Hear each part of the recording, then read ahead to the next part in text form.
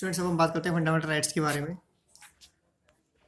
Fundamental rights हमारे constitution में part 3 में आर्टिकल 12 से लेकर 35 तक दिए गए हैं। पार्ट 3 को जो कॉन्स्टिट्यूशन का पार्ट 3 है, इसको मैग्ना कार्टा ऑफ इंडिया इसको कहा गया है। मैग्ना कार्टा का क्या मतलब है, ये थोड़ा समझ लेते हैं। देखिए, ये जब अधिकारों के लिए लड़ाई शुरू हुई तो ये पहला एक दस्तावेज था जिसमें जो इंग्लैंड के जो राजा थे, किंग जॉन, उनके द्वारा इसको एग्री किया गया था, जो इसमें राइट्स दिए गए थे, जो अधिकारों की बात की गई थी। तो ये पहला एक दस्तावेज था, ग्रेट चार्टर ऑफ फ्रीडम इसको कहा गया। तो 15 जून 1215 को इसको एक्सेप्ट किया गया था। तो ये पहला एक दस्तावेज था। उसके बाद में ऐसे बहुत सारे डॉक्यूमेंट्स हैं जिनको हम कह सकते हैं कि जैसे universal declaration of human rights हैं, और इसके अलावा ऐसे बहुत सारे जो जैसे फ्रेंच रेवोल्यूशन हुआ, ग्लोरियस मूवमेंट था, या अमेरिका की स्वतंत्रता की लड़ाई। तो इस तरीके से ऐसे बहुत सारे मूवमेंट्स हुए, उनमें सब में जो है फिर बाद में अधिकार एक्सेप्ट किए गए। लेकिन ये पहला दस्तावेज था जिसमें अधिकारों की बात की गई थी। तो इस वजह से हम इसको कह सकते हैं कि भारत में जो है, जो फंडामेंटल राइट्स की बात की गई कॉन्स्टिट्यूशन में, कॉन्स्टिट्यूशन के थ्रू जो फंडामेंटल राइट्स सिटीजन्स को दिए गए, तो ये भी फर्स्ट अटेम्प्ट था इंडिया के लिए, जो लीगली उनको ये दिए गए थे। तो इस वजह से इसको कह सकते हैं कि भारत का मैग्ना कार्टा इसको कहा जाता है। इसके अलावा पार्ट 3 को जो है corner stone of the constitution इसको कहा जाता है। ठीक है, संविधान की आधारशिला इसको कहा जाता है। इसके अलावा पार्ट 3 और पार्ट 4 में क्या है, directive principle of state policy. ठीक है, पार्ट 3 की हम बात कर रहे हैं जिसमें फंडामेंटल राइट्स दिए गए हैं, और पार्ट 4 में directive principle of state policy. इन दोनों पार्ट्स को कंबाइंडली मिलाकर इनको कंसाइन ऑफ द कॉन्स्टिट्यूशन इनको कहा गया है, संविधान का विवेक। ठीक है, और इसके अलावा जो इसका एम है, जो पार्ट 3 का जो एम है वो क्या है, a government of law and not of man. ठीक है, इसके द्वारा क्या है, कानून का जो है शासन होगा। ठीक है, कानून का शासन होगा, ना कि व्यक्तियों का। ठीक है, हमारी जो गवर्नमेंट है वो क्या है, वो कोई भी काम करेगी वो कॉन्स्टिट्यूशन के अंडर में ही करेगी। सुप्रीम क्या है, हमारे यहाँ कॉन्स्टिट्यूशन है, और कॉन्स्टिट्यूशन में इन सब राइट्स की बात की गई है। तो कॉन्स्टिट्यूशन के अंडर में ही कोई भी गवर्नमेंट काम करेगी, कोई भी लॉ बनाएगी, तो वो लॉ जो है कॉन्स्टिट्यूशन के दायरे में ही होना चाहिए। कॉन्स्टिट्यूशन का वायलेशन कोई भी लॉ जो पार्लियामेंट बनाएगी या फिर स्टेट लेजिस्लेटिव असेंबलीज बनाएंगी, वो कॉन्स्टिट्यूशन का वायलेशन नहीं करता होना चाहिए। अगर ऐसा कोई भी कानून अगर पार्लियामेंट बनाती है तो उसको चैलेंज किया जा सकता है सुप्रीम कोर्ट में, और सुप्रीम कोर्ट उसको नल अवॉइड कर सकता है, उसको कानून को निरस्त कर सकता है।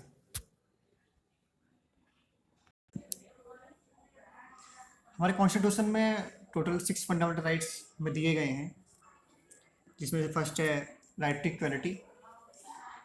आर्टिकल 14 से 18 तक जो है राइट टू इक्वलिटी की बात करते हैं, समानता का अधिकार। सेकंड जो फंडामेंटल राइट है वो है राइट टू फ्रीडम। आर्टिकल 19 से लेकर 22 तक इसकी बात करते हैं। इसके अलावा थर्ड फंडामेंटल राइट है राइट अगेंस्ट एक्सप्लॉयटेशन, शोषण के विरुद्ध अधिकार। आर्टिकल 23 और 24 इसके बारे में बात करते हैं। फोर्थ फंडामेंटल राइट है right to freedom of religion, धार्मिक स्वतंत्रता का अधिकार। आर्टिकल 25 से लेकर 28 तक इसमें दिए गए हैं, 4 आर्टिकल इसके लिए बात करते हैं।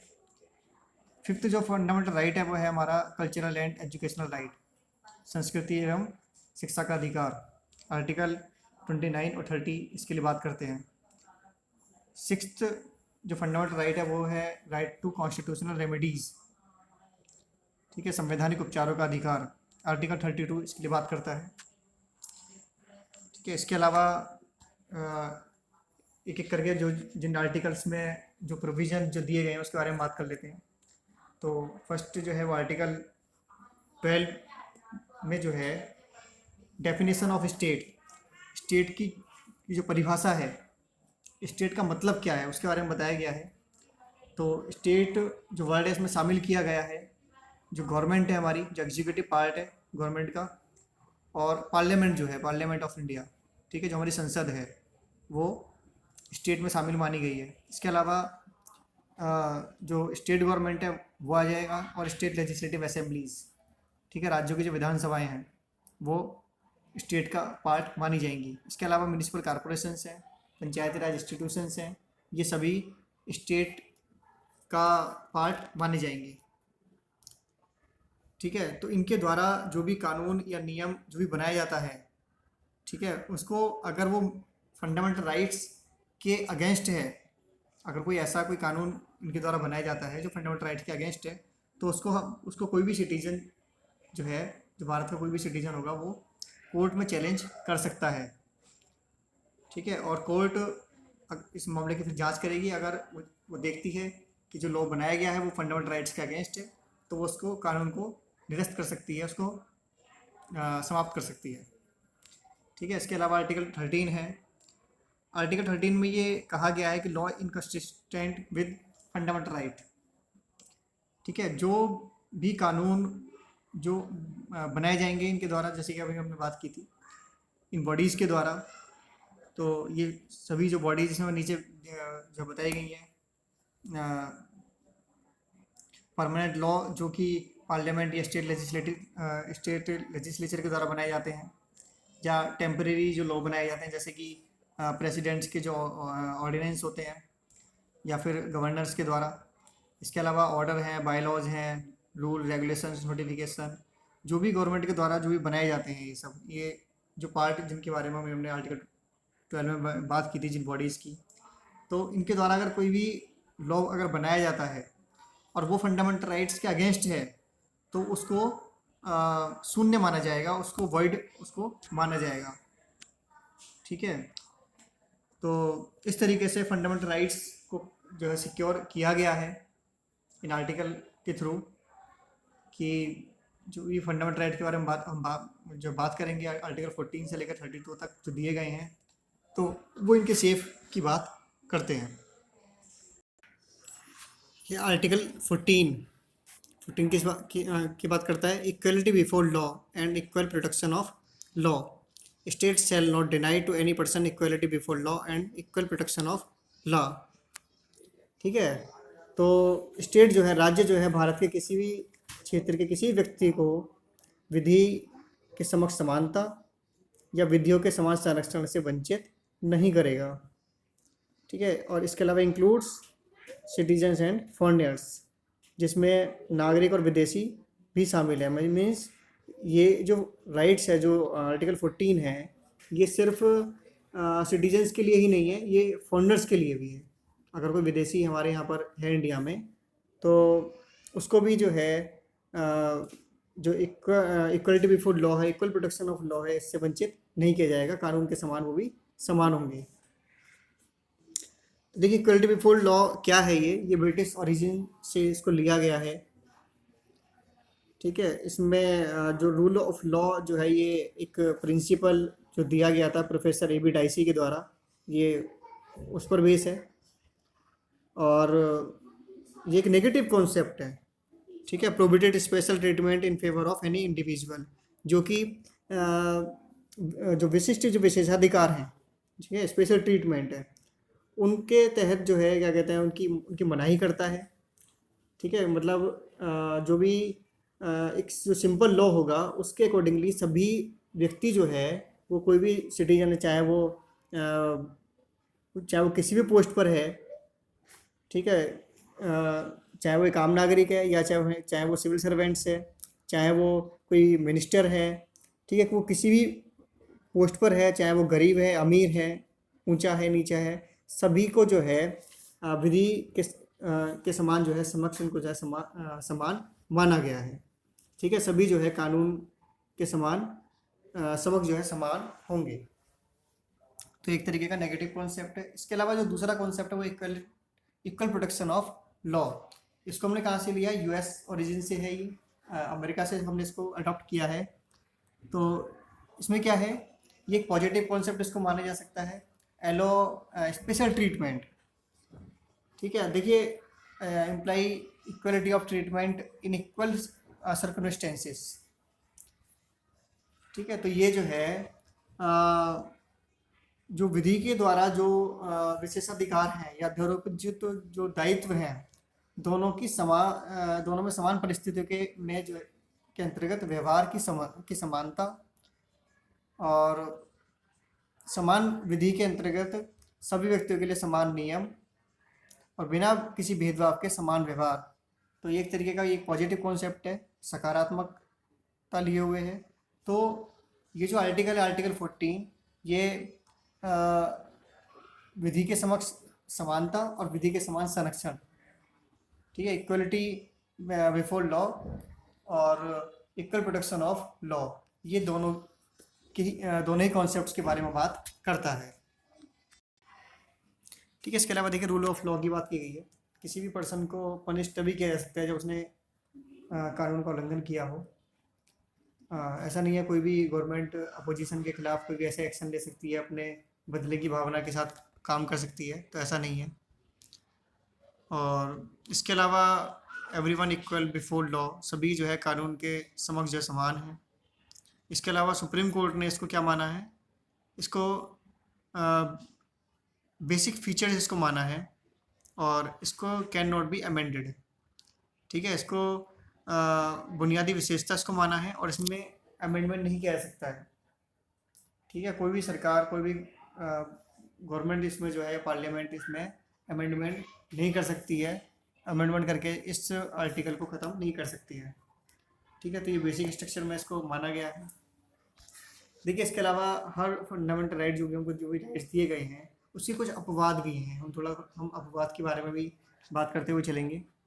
जैसे कि इसका अपवाद ये है कि जो प्रेसिडेंट हैं या गवर्नर्स हैं, उनका जो टेन्योर है, ठीक है, उनका जो कार्यकाल है, उनके टाइम पीरियड में वो किसी भी देश के किसी भी न्यायालय में, किसी भी कोर्ट में वो जवाबदेह नहीं होंगे किसी भी मैटर के लिए, ठीक है। इसके अलावा उनका जो टेन्योर है उसमें उस पीरियड में कोई भी उनके ऊपर क्रिमिनल या सिविल मैटर्स नहीं चलाया जाएगा, कोई भी केस इस तरीके का नहीं चलाया जाएगा, ना ही उनको गिरफ्तार किया जा सकता है, ठीक है, जब वो राष्ट्रपति या राज्यपाल के पद पर होंगे, ठीक है। ऐसे में उनको गिरफ्तार भी नहीं किया जा सकता है। इसके अलावा कुछ और प्रोविज़न है, जैसे कि जो पार्लियामेंट के जो मेंबर्स हैं, ठीक है, मेंबर ऑफ पार्लियामेंट, एमपी जिसको हम कहते हैं, ठीक है, उन्होंने भी अगर पार्लियामेंट में अगर कोई भी बात कही है, ठीक है, पार्लियामेंट में हम जानते हैं बहस होती है, अपोजिशन क्वेश्चंस करता है, सरकार जवाब देती है, किसी भी एमपी के द्वारा कोई भी कही गई बात के लिए वो जिम्मेदार, उसके संबंध में कोई भी जो है कार्रवाई नहीं की जा सकती है। ऐसा नहीं कि उन्होंने कोई बात कही है और उसके खिलाफ जो है कोर्ट में केस कर दिया जाए, तो ऐसा नहीं होगा। इसके अलावा जो विदेशी जो संप्रभु हैं, शासक हैं, ठीक है, और इसके अलावा जो भी डिप्लोमेट्स या राजदूत, उनके खिलाफ भी जो है केस फाइल नहीं किया जा सकता है, ना सिविल मैटर में ना ही क्रिमिनल मैटर्स में किसी भी तरीके का मुकदमा उनके खिलाफ नहीं चलाया जा सकता। इसके अलावा यूनाइटेड नेशन है या उसकी एजेंसीज़ हैं, उनके जो लोग हैं उनके खिलाफ भी जो है किसी तरीके का केस नहीं चलाया जा सकता है। तो इन सबको जो है जो आर्टिकल 14 है, इनमें इन सबको अलग रखा गया है, जैसे कि प्रेसिडेंट है, गवर्नर्स हैं या डिप्लोमेट्स हैं, मेंबर ऑफ पार्लियामेंट हैं, तो उनके लिए थोड़े से अलग प्रोविज़न किए गए हैं। नेक्स्ट है आर्टिकल 15। देखिए, आर्टिकल 15 में प्रोविज़न ऑफ डिस्क्रिमिनेशन, हर तरीके का भेदभाव है उसकी मनाही की गई है। किसी भी ग्राउंड पर, religion, race, caste, sex, place of birth, किसी भी बेस पर, किसी भी ग्राउंड पर जो है भेदभाव नहीं किया जाएगा, उसकी मनाही की गई है, ठीक है। तो इसमें जैसे कि शॉप्स हैं, पब्लिक रेस्टोरेंट्स हैं, wells, tanks, bathing ghats, roads, places of public resorts, तो इन सबको जो किसी यूजिंग जो है कोई भी सिटीजन्स है वो भी विदाउट एनी डिस्क्रिमिनेशन, बिना किसी भेदभाव के सभी यूज कर सकते हैं।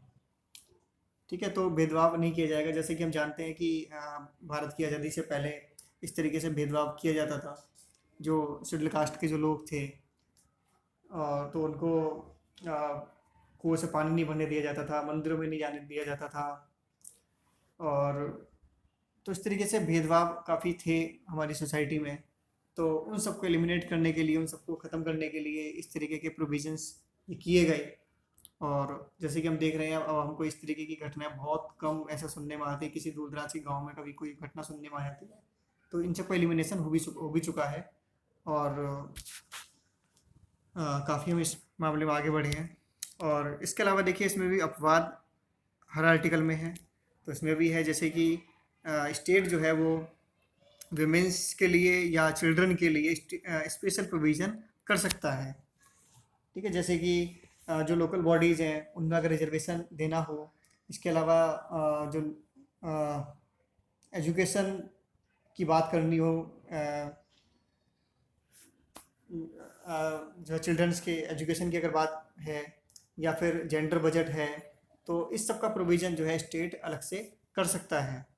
उसको ये नहीं माना जाएगा कि भेदभाव की मनाही की बात की गई है लेकिन ये तो भेदभाव हो रहा है, तो ऐसा नहीं है। स्टेट इस तरीके का प्रोविज़न कर सकता है। इसके अलावा जो शेड्यूल्ड कास्ट हैं, शेड्यूल्ड ट्राइब्स हैं, उनके लिए भी उनके उनके अपलिफ्टमेंट के लिए, ठीक है, उनके डेवलपमेंट के लिए, उनके आगे बढ़ने के लिए भी जो स्पेशल प्रोविज़न गवर्नमेंट कर सकती है। उनको जैसे कि लेजिस्लेटिव असेंबलीज़ में जो है सीट्स के लिए जो है रिजर्वेशन के लिए लॉ बना सकती है। या फिर जो एजुकेशनल इंस्टीट्यूशंस हैं उनमें भी जो है क्या कहते हैं, जो फीस है उसमें छूट दी जा सकती है। तो इस तरीके के प्रोविज़न उनके लिए किए जा सकते हैं। Next article 16, equality of opportunity in public employment. ठीक है, सार्वजनिक रोजगार में अवसरों की समानता। तो देखिए, जो भी पब्लिक बॉडीज़ होंगी, या कहेंगे या ऐसे कह सकते हैं गवर्नमेंट जो बॉडीज़ होंगी, उनमें जो एम्प्लॉयमेंट होगा, जो भी उनमें जो रोज़गार दिया जाएगा, वो बिना किसी डिस्क्रिमिनेशन के उनमें अपॉइंटमेंट होंगे। ठीक है, किसी भी बेस पर, जैसे religion, race, caste, tax, descent, place of birth, residence, किसी भी आधार पर जो है भेदभाव नहीं होगा, किसी भी इस पर जो है डिस्क्रिमिनेशन नहीं होगा। ठीक है, लेकिन इसमें भी कुछ अपवाद जो है वो जोड़े गए हैं। जैसे कि पार्लियामेंट जो है वो किसी भी स्पेशल जो पोस्ट है उसके लिए जो रेजिडेंस की जो कंडीशन है उसको बना सकती है। ठीक है, इसके अलावा जो स्टेट्स हैं या सेंटर है वो रिजर्वेशन के जो प्रोविज़न कर सकते हैं। अगर उन्हें लगता है कि किसी स्टेट को कि उनके स्टेट में कोई बैकवर्ड क्लास है, कोई पिछड़ा वर्ग है, तो उनके लिए वो जो वैकेंसीज हैं, जो पोस्ट हैं, वो रिजर्व कर सकते हैं उनके जो पॉपुलेशन होंगी उनके प्रोपोर्शनल के accordingly. Next article 17, evolution of untouchability. Hindi में कहेंगे छुआछूत का अंत। देखिए, जैसे कि हम जानते हैं कि हमारी सोसाइटी में देश की आज़ादी से पहले से ही ये काफ़ी ऐसा देखा जाता था कि हमारी सोसाइटी में काफ़ी जो इस तरीके का छुआछूत का वातावरण था, या इस तरीके की चीज़ें थी, तो उनको एबोलिश किया गया। जो जो दलित जो समाज है उनको ये दृष्टि से उनको देखा जाता था, उनको मंदिर में नहीं एंटर करने दिया जाता था, या उनको जो पब्लिक प्लेस हैं उन पर उनका यूज नहीं करने दिया जाता था, कुएं से पानी नहीं भरने दिया जाता था, या जो रेस्टोरेंट हैं, शॉप्स हैं, उनके साथ भेदभाव होता था। तो इस तरीके का भेदभाव को रोकने के लिए ये प्रोविज़न किया गया। लेकिन आज जैसा कि हम देख रहे हैं कि बहुत सोसाइटी में हमारी में चेंज आ चुका है, तो ये सब इसी प्रोविज़न की वजह से है। इसके अलावा पार्लियामेंट ने अदर लॉज भी इसके लिए बनाए हैं, जैसे कि 1955 में ये एक्ट बनाया गया था अनटचेबिलिटी के लिए, और इसको बाद में अमेंड भी किया गया था, रीनेम इसको किया गया था 1976 में, और इसको नाम दिया गया था protection of civil right act. इसके अलावा 1989 में भी जो है SC/ST के लिए जो है प्रिवेंशन ऑफ एट्रोसिटीज़ एक्ट बनाया गया। इसके अलावा 2015 में भी कुछ इसमें कुछ नए जो ऑफेंस है वो ऐड किए गए हैं। तो इस तरीके से जो एक SC/STs थे, इनके लिए इनके अपलिफ्टमेंट की बात की गई, और सोसाइटी में एक इक्विवेलेंट सोसाइटी की बात की गई इन प्रोविजंस के द्वारा। ये next article 18, evolution of titles, उपाधियों का अंत। देखिए, ब्रिटिश गवर्नमेंट जो उस टाइम पर जो लैंडलॉर्ड्स थे, जो जमींदार थे, या जो भी अच्छी पोजीशन में थे, जो भी गवर्नमेंट ब्रिटिश गवर्नमेंट को सपोर्ट करते थे, ये हम कह सकते हैं, ठीक है, उनको ब्रिटिश गवर्नमेंट जो है तरह तरह के जो टाइटल्स उनको दिया करती थी उनके सम्मान के लिए, ताकि वो ब्रिटिश गवर्नमेंट को सपोर्ट करते रहें। जैसे कि सुना होगा आपने राय बहादुर, राय साहब, तो इस तरीके की उपाधियाँ ब्रिटिश गवर्नमेंट के द्वारा दी जाती थी। तो इस तरीके की उपाधियों को बिल्कुल ख़त्म कर दिया गया जब भारत आज़ाद हुआ।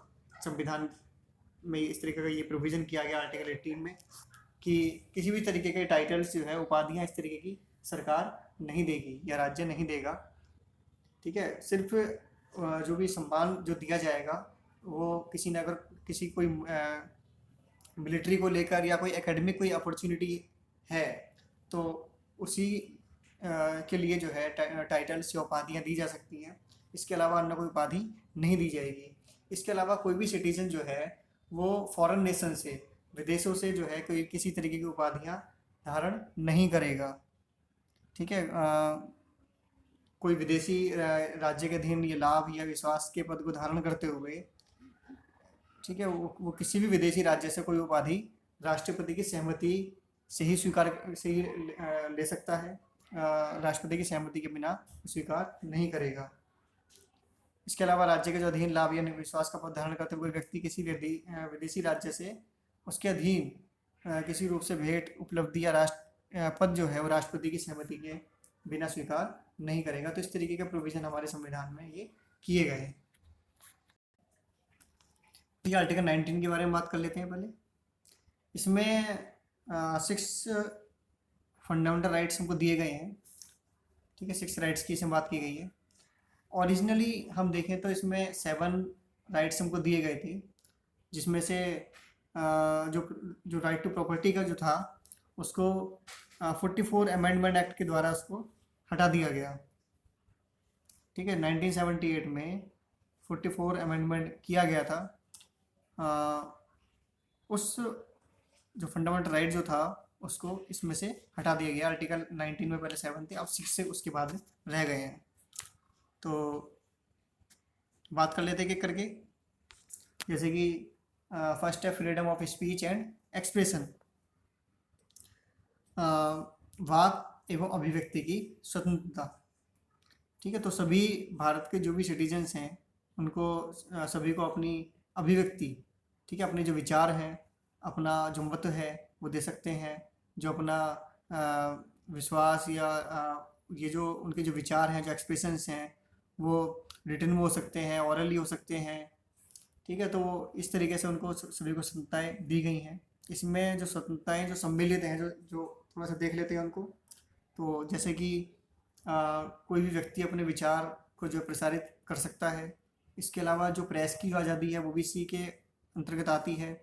इसके अलावा कोई भी फर्म जो है या व्यक्ति जो है व्यावसायिक विज्ञापन अपना दे सकता है। इसके अलावा अगर किसी का फ़ोन टेप किया जाता है तो उसके विरुद्ध अधिकार भी इस आर्टिकल के तहत हमको मिलता है। इसके अलावा जो भी गवर्नमेंटल जो एक्टिविटीज़ हैं उनकी जानकारी भी हम इस आर्टिकल के थ्रू हम ले सकते हैं। और शांति का अधिकार भी हमको इसके तहत हमको दिया गया है। इसके अलावा प्रदर्शन या विरोध का भी अधिकार हमको दिया गया है, लेकिन हड़ताल का अधिकार नहीं है। ठीक है, इस पर कुछ प्रतिबंध भी लगाए गए हैं, जैसे कि भारत की अगर एकता के खिलाफ, एकता और अखंडता के खिलाफ, या जो राज्य की जो सुरक्षा है उसमें, या फिर किसी अपराध में किसी की संलिप्तता है, अगर कोई ये पाया जाता है कि वो किसी क्रिमिनल एक्टिविटीज़ में इन्वॉल्व है, या अ, अगर बाहर से कोई देश हमारे ऊपर अटैक कर देता है, आक्रमण कर देता है, तो ऐसी परिस्थितियों में इस जो ये राइट हमको दिया गया है 91 में, 91 का ए, तो इस पर प्रतिबंध लगाया जा सकता है। इसके अलावा देखिए नेक्स्ट है फ्रीडम ऑफ असेंबली, सभा करने की आज़ादी। ठीक है, या शांतिपूर्ण सम्मेलन की स्वतंत्रता हम कह सकते हैं। तो देखिए कोई भी व्यक्ति, कोई भी संगठन जो है, वो जो पब्लिक प्लेस है उस पर बिना हथियार के, ठीक है, वो एकत्र हो सकते हैं, सभा कर सकते हैं, लेकिन ऐसा नहीं कि वो देश को भड़काने के लिए स्पीच दें,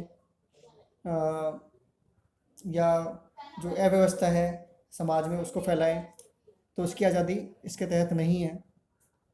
भारत की एकता और अखंडता के तहत इस पर प्रतिबंध लगाया जा सकता है, तो ये एक अपवाद है इसके लिए।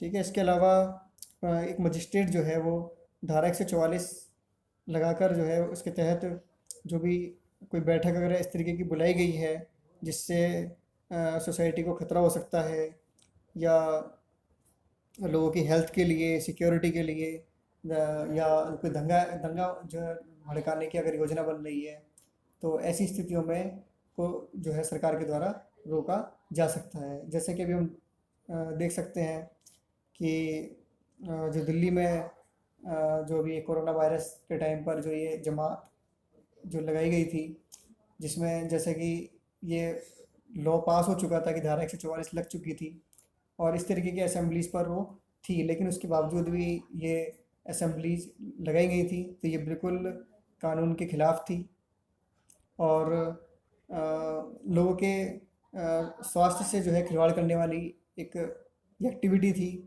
तो इसके खिलाफ़ जो है फिर कार्रवाई की गई। इसके अलावा नेक्स्ट है फ्रीडम ऑफ एसोसिएशन। आप कोई भी एसोसिएशन आप बना सकते हैं। ठीक है, आप कोई जैसे कि पॉलिटिकल पार्टी है आप बना सकते हैं, कोई कंपनी आप खोल सकते हैं, कोई कमेटी आप बना सकते हैं, कोई क्लब है, कोई ऑर्गेनाइजेशन है, या ट्रेड ऑर्गेनाइजेशन है। इस तरीके की आप कोई भी जो है ट्रस्ट हैं, तो आप कुछ भी इस तरीके का बना सकते हैं।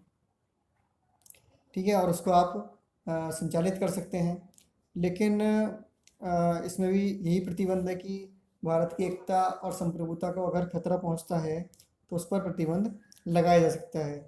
या कोई ऐसा कोई सार्वजनिक आदेश है या नैतिकता का विषय है, तो इन सब संबंधों में भी इन पर प्रतिबंध लगाया जा सकता है। इसके अलावा नेक्स्ट है फ्रीडम ऑफ मूवमेंट, अबाध संचरण की स्वतंत्रता। ठीक है, आप देश के किसी भी हिस्से में आप जा सकते हैं, घूम फिर सकते हैं, पूरा देश आपका है। ठीक है, तो इस तरीके से ये इस बात पर बल देता है कि भारत जो है सभी नागरिकों के लिए एक है। ठीक है, तो इस पर भी प्रतिबंध है, जैसे कि जो ट्राइबल्स एरिया हैं उन पर घूमने फिरने पर उन पर आज़ादी लगाई, उन पर जो है रोक लगाई जा सकती है। वो जो जो जो ट्राइबल्स एरिया हैं, ठीक है, उन पर रोका जा सकता है। इसके अलावा कोई अगर बीमार व्यक्ति है तो उसके मूवमेंट पर भी रोक लगाई जा सकती है। जैसे कि अभी हम देख रहे हैं कि जो ये कोरोना वायरस का इशू जो चल रहा है, तो इसमें सभी सिटीजन्स को जो है ये इस बात से रोका गया है कि वो मतलब फ्रीली जो मूवमेंट है उससे रोका गया है। सभी को कहा गया है कि वो घर के अंदर रहें, तो इसी वजह से कहा गया है ताकि जो बीमारी है उससे बचा जा सके और सभी लोगों के स्वास्थ्य के लिए, उनकी सेफ्टी के लिए इस तरीके की बात की गई है। और इस पर ये जो हमारी आज़ादी है, जो हमारा फ्रीडम ऑफ मूवमेंट है, इस पर प्रतिबंध लगाया गया है। इसके अलावा नेक्स्ट है freedom of residence and settlement. ठीक है, निवास का अधिकार। हर नागरिक को यह अधिकार है कि वो देश के किसी भी हिस्से में बस सकता है। ठीक है, वहाँ पर निवास कर सकता है। वो स्थायी रूप से हो सकता है, अस्थायी रूप से हो सकता है, परमानेंट, नॉन परमानेंट। ठीक है, कोई व्यक्ति किसी भी देश के किसी भी हिस्से में जो है अपना घर बना सकता है। तो इस तरीके से ये एक नेशनलिज्म को या राष्ट्रवाद के ये अधिकार जो है प्रोत्साहित करता है। लेकिन यहाँ पर भी जो अपवाद है वो ये है कि जो जो ट्राइबल्स एरिया है, जो शेड्यूल जो ट्राइबल जो एरिया है, अनुसूचित जनजाति जो क्षेत्र हैं, उनमें रोक लगाई जा सकती है। ठीक है, इसके अलावा जो नेक्स्ट जो है जो एफ़ था आर्टिकल 19(1) का एफ़ जो था, ये जैसे कि अभी हमने बात की थी 44 अमेंडमेंट एक्ट के द्वारा 1978 में इसको हटा दिया गया था। ठीक है, ये प्रॉपर्टी के राइट को लेकर था। इसके अलावा नेक्स्ट है freedom of profession, occupation, trade and और बिजनेस। ठीक है, व्यवसाय आदि की स्वतंत्रता। तो इसमें किसी भी कोई भी जो सिटीजन है वो किसी भी तरीके का व्यवसाय अपना सकता है। ठीक है, कोई व्यापार शुरू कर सकता है। ठीक है, लेकिन इसमें भी कुछ प्रतिबंध है, कुछ अपवाद हैं। जैसे कि किसी भी पेशे के लिए जो है जो टेक्निकल जो क्वालिफिकेशन है, जैसे कि अगर आप जो है डॉक्टर का पेशा अपनाना चाहते हैं, मेडिकल लाइन में आप आना चाहते हैं, तो आपके पास डिग्री का होना ज़रूरी है। ठीक है, आपके पास जैसे MBBS किया है, MS की जो डिग्री है वो आपके पास होनी चाहिए। आप लॉ का प्रोफेशन अपनाना चाहते हैं तो आपके पास लॉयर की डिग्री होनी चाहिए। आप टीचिंग लाइन में आना चाहते हैं तो आपके पास B.Ed या उसके लिए जो क्वालिफ़िकेशन है ग्रेजुएशन, पोस्ट ग्रेजुएशन, वो आपके होनी चाहिए। तो जो भी मिनिमम क्वालिफ़िकेशन किसी भी पोस्ट के लिए या किसी भी काम के लिए जो सरकार के द्वारा बनाई गई है वो आपके पास होनी चाहिए। तो इस तरीके की इसमें कंडीशंस हैं। इसके अलावा आप किसी भी तरीके का जैसे ये नहीं कह सकते कि स्मगलिंग का मेरा तो पैसा है, या मेरा तो महिलाओं के बच्चों के खरीद फरोख्त का पैसा है तो मैं तो इसी को करूँगा, या मेरा तो चोरी करने का पैसा है। तो इस तरीके का पैसा नहीं अपनाया जा सकता है। तो इन पर इस तरीके से इन तरीके की चीज़ों पर रोक लगाई गई है।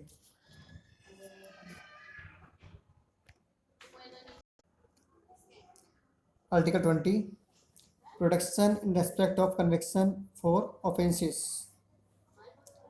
ठीक है, अपराध के लिए दोष सिद्धि के संबंध में संरक्षण। आर्टिकल 20 इसके बारे में बात करता है।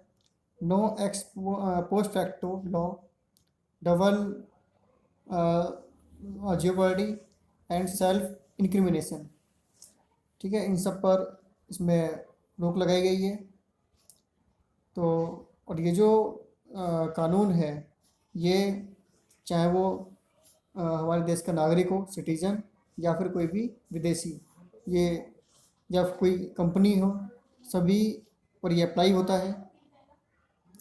और उसके विरुद्ध जो है जो मनमाना या अतिरिक्त दंड से जो है संरक्षण ये आर्टिकल देता है। मीन्स कोई भी जो सिटीजन है उसके उसको जो है गिरफ्तारी से या जो भी उसने वायलेशन ऑफ लॉ, कानून का उल्लंघन कोई किया है तो उसको उसके तहत जो भी लॉ है उसके तहत उसको दंड दिया जा सकता है। अब जैसे कि इसमें दिया गया है अपराधियों के लिए दो संबंध के में संरक्षण। मीन्स उसको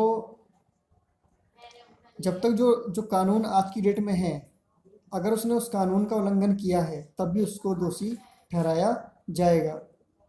ठीक है, उसके अकॉर्डिंगली ही उसको दंड दिया जाएगा। जैसे कि फॉर एग्जांपल के लिए हम देख सकते हैं कि जो निर्भया वाला मामला था, सभी जानते हैं उसके बारे में। उसमें एक जो माइनर था जिसकी 18 साल से उम्र कम थी, ज़्यादा कम नहीं थी, कुछ महीने ही कम थी। तो जबकि उसने सबसे ज़्यादा क्राइम उसमें किया था, इस तरीके की बातें सामने थी, लेकिन उसके बाद भी सुप्रीम कोर्ट ने हाथ खड़े कर दिए थे कि चूँकि माइनर को जो है सज़ा नहीं दी जा सकती है या उनके खिलाफ क्या कहते हैं मामला नहीं चलाया जा सकता है, तो हम उसको सज़ा नहीं दे सकते, तो उसको सज़ा जो है नहीं दी गई थी। और कुछ टाइम उसको जो है, जो जुवेनाइल जो कोर्ट है उसके अकॉर्डिंगली उसके उसके के खिलाफ जो है कार्रवाई करके और उसको बाद में छोड़ना पड़ा था, उसको बरी कर दिया गया था। तो जबकि पूरी सोसाइटी, सभी लोग ये चाह रहे थे कि उसको सज़ा मिलनी चाहिए, लेकिन ऐसा नहीं हो पाया था। तो सुप्रीम कोर्ट ने यही कहा था, कोर्ट का यही कहना था कि हम कानून के ख़िलाफ़ नहीं जा सकते। और हालांकि इसके लिए बाद में जो है एक लॉ लाया गया था गवर्नमेंट के द्वारा, और ये कहा गया था उसमें कि इस तरीके का जो एज का जो कोई जो इस तरीके के जो मामले होंगे, ऐसे मामलों में एज का जो टेक्निकल फॉल्ट है वो आड़े नहीं आएगा। इस तरीके का लॉ फिर बाद में बनाया गया था। लेकिन लॉ बाद में बनाया गया है, लेकिन जिस डेट में वो क्राइम हुआ है उस डेट में जो लॉ है, जो कानून बना हुआ है, उसी के तहत ही किसी को भी सज़ा दी जा सकती है। इसके अलावा किसी भी व्यक्ति को एक अपराध के लिए केवल एक बार ही दंडित किया जाएगा। ऐसा नहीं है कि उसके मान लीजिए 10 साल की सज़ा किसी को हो चुकी है और उसको फिर से चलिए फिर से एक बार जो है उसको जेल पहुंचा देते हैं, तो ऐसा पॉसिबल नहीं है। एक बार के लिए एक बार ही दंडित किया जाएगा। इसके अलावा किसी भी व्यक्ति को जो है उसको खुद को ही जो है अपने विरुद्ध ही जो है गवाही देने के लिए बाध्य नहीं किया जाएगा। ऐसा नहीं कहा जाएगा कि भाई कि वो जैसे कि सुनने में आता है कि पुलिस जो है कई बार टॉर्चर करती है और तरह तरह से जो है उगलवाती है। तो लेकिन जब मामला कोर्ट में जाता है तो कोर्ट में वो व्यक्ति अगर मना कर देता है, ठीक है, कि जो है पुलिस कई बार कहती है कि इसने हमारे सामने उगला था, ये जो अपराध है उसको इसने एक्सेप्ट कर लिया है, लेकिन पुलिस के सामने जो अपराध उसने एक्सेप्ट किया है, ठीक है, या जो भी बात उसने एक्सेप्ट की है उसको कोर्ट उसको वैलिड नहीं मानती है। ठीक है, कोर्ट के सामने जो भी एक क्रिमिनल जो भी अपराध स्वीकार करेगा उसको ही कोर्ट जो है मानती है। तो इस तरीके से कोई भी क्रिमिनल है तो उसको इस तरीके का प्रोटेक्शन आर्टिकल 20 के तहत दिए गए हैं। इसके अलावा नेक्स्ट है article 21, protection of life and personal liberty. ठीक है, प्राण और दैहिक स्वतंत्रता। ठीक है, no person shall be deprived of his life और personal liberty except according to the procedure established by law. Established by law जो है ये कहाँ से लिया गया है? जापान से लिया गया है। ठीक है, तो किसी भी पर्सन को जो है उसको जो प्राणों से वंचित नहीं किया जा सकता। कैसे किया जा सकता है? पर अब आप कहेंगे कि भाई फांसी तो उसको दी जाती है, फांसी का प्रोविज़न तो हमारे संविधान में है। तो जो विधि द्वारा स्थापित जो प्रक्रिया है, ठीक है, उसके तहत ही किसी को भी प्राणों से वंचित किया जा सकता है, अदरवाइज नहीं। अगर किसी ने कोई बड़ा कोई जो क्राइम किया है और उस क्राइम के लिए हमारे कॉन्स्टिट्यूशन में अगर फांसी की सज़ा दी गई है, फांसी की सज़ा का प्रोविज़न है, तो उसके तहत ही उसको फांसी की सज़ा दी जा सकती है, अदरवाइज नहीं। इसके अलावा आर्टिकल 21A और जोड़ा गया है। इसमें फ्री एंड कंपलसरी एजुकेशन की इसमें बात की गई है। तो इस तरीके से जो एजुकेशनल जो राइट है वो फंडामेंटल राइट में इसको ऐड कर दिया गया है।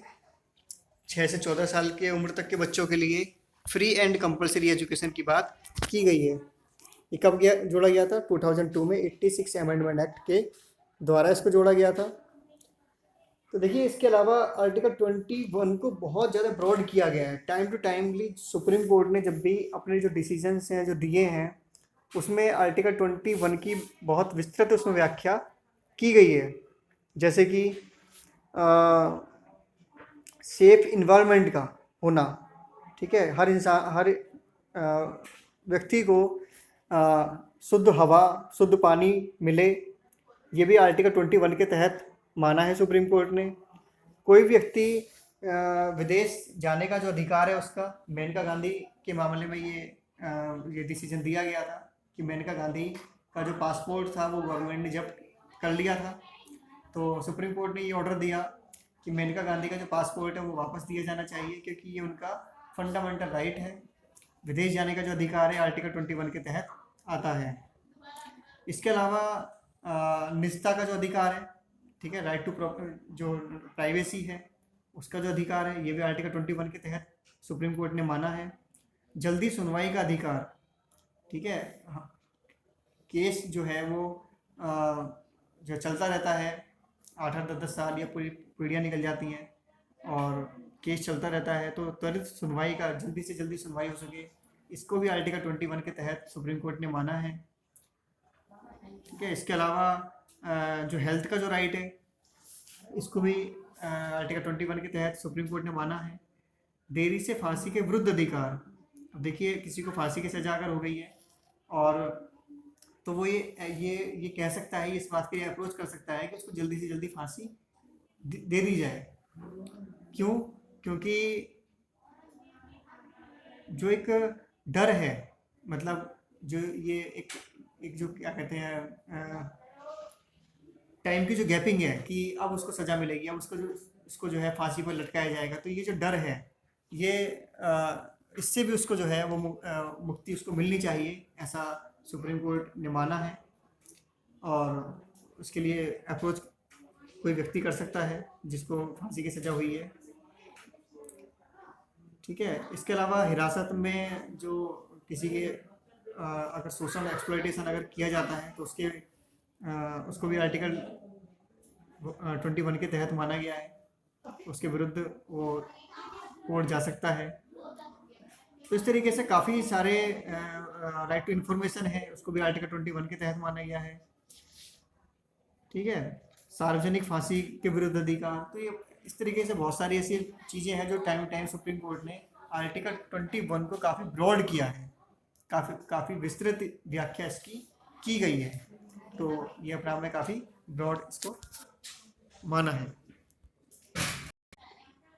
Next article 22, protection against arrest and detention.